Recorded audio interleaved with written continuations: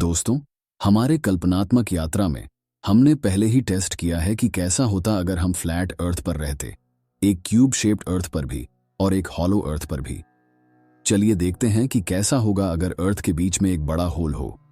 Planetary तौर पर size और शेप दोनों ही महत्वपूर्ण हैं। मैथमेटिशियंस इस तरह के एक टोरॉइडल वर्ल्ड या टोरस प्लैनेट को परिभाषित करते हैं।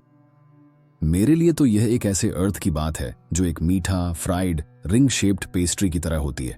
दोस्तों, जैसे भी इस अर्थ को आप कहें, किसी भी रूप में यह थियोरेटिकली इम्पॉसिबल नहीं है। प्रकृति में कोई भी ग्रह असली में एक डोनट के रूप में नहीं बनता, लेकिन भौतिक नियम इस तरह के दुनियाओं को होने की अनुमति देते हैं। थोड़ा मजाक कर रहा हूं दोस्तों। किसी को भी खतरा नहीं होता अगर डोनट शेप्ड अर्थ पर एवोल्यूशन होता, जब तक वह एक हुला हूप की तरह नहीं दिखता। अर्थ के फिजिकली सॉलिड भाग से ज्यादा बड़ा सेंटर होने से कुछ बहुत ही अनस्टेबल कंडीशंस उत्पन्न होती। समझ रहे हैं ना? आपत्तिजनक। चलिए फोकस करते हैं एक ऐसे प्लैनेट पर जो एक ट्रेडिशनल डोनट की तरह दिखे और हमारे अर्थ को क्लोजली मिमिक करे। इस डोनट शेप्ड अर्थ का सन के रिलेटिव एक सिमिलर पोजीशन होता और वैसा ही एक्सियल टिल्ट होता। ये एक सिमिलर एस्केप वेलोसिटी भी रखती है, प्लैनेट के अधिकांश हिस्से के लिए 11.4 किलोमीटर पर सेकंड। डोनट के इक्वेटर पर एस्केप वेलोसिटी सिर्फ 6.5 किलोमीटर पर सेकंड हो जाता है। दोस्तों, अगर आप स्पेस में रॉकेट भेजना चाहते हैं तो यह डोनट शेप्ड अर्थ के लिए ग्रेविटी के क्लच से मुक्त हो जाने का बेहतरीन स्थल होगा। ग्रेविटी की बात करते हैं दोस्तों। टोरस अर्थ पर आपकी वेट आपकी नॉर्मल वेट के अप टू 3 गुना कम होती। अगर हमारा राउंड अर्थ एक जी ग्रेविटी पर है तो डोनट अर्थ के पोल्स पर सरफेस ग्रेविटी 0.65 जी होता और इक्वेटर पर ग्रेविटी सिर्फ 0.3 जी होता, जैसे कि मार्स के सरफेस पर चल रहे हैं। यह डोनट शेप्ड अर्थ का ग्रेविटी आपकी आदत से कम होगा, लेकिन वह फिर भी कांस्टेंट रूप से प्लैनेट को खुद में धकेलने की कोशिश करेगा।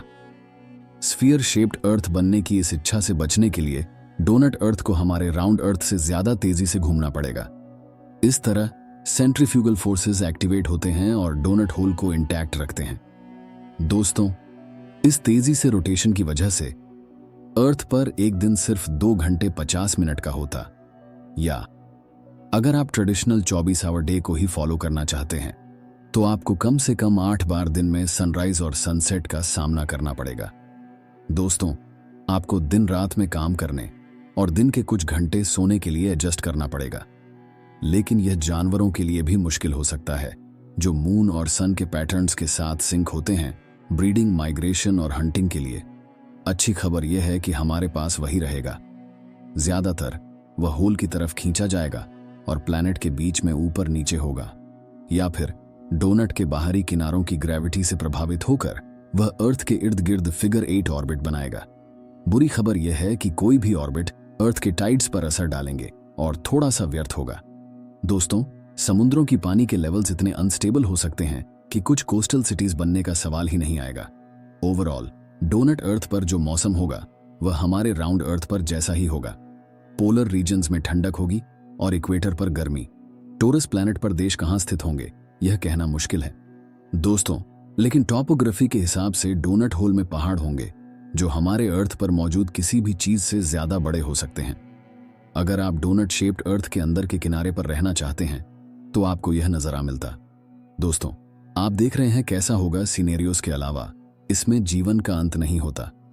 डोनट अर्थर्स शायद कभी भी समुद्र नहीं पार करते। वह अलग अलग कॉन्टिनेंट्स पर अलग अलग तरीके से इवॉल्व होते, लेकिन कम से कम मास एक्सटिंक्शन नहीं होती और कोई भी जगह प्लैनेट पर इतनी एक्सट्रीम नहीं होती कि हम वहां सरवाइव ना कर सकें। दोस्तों, डोनट अर्थर्स को शायद या शायद नहीं आज के सामान और तकनीक होंगी। शायद उनको पहले ही डोनट का कंसेप्ट नहीं पता चलता, या फिर वह कैसा होगा the earth was shaped like a ball जैसे वीडियो बना रहे होते, और शायद इस डोनट शेप की वजह से अर्थ की कुछ ऐतिहासिक आपदाएं कभी नहीं होती। लेकिन यह कहानी है दूसरे कैसा होगा के लिए।